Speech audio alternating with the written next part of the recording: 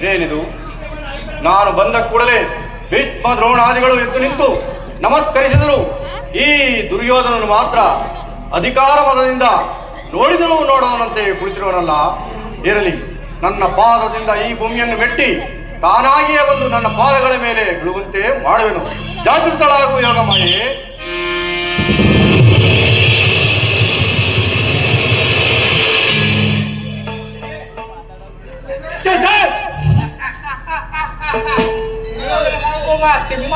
ಹಿಡಿದು ಬಂದೆಯೋ ಎಲ್ಲ ಉರುಳು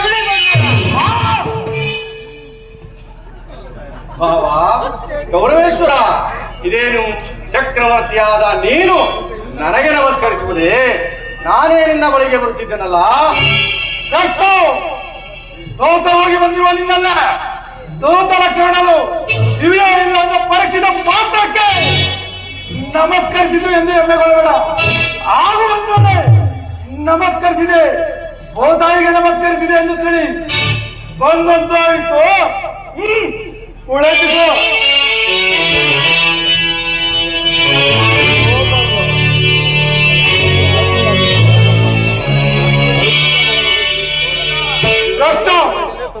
ನರ್ತನವೆಂದರೆ ಇಷ್ಟವಲ್ಲವೇ?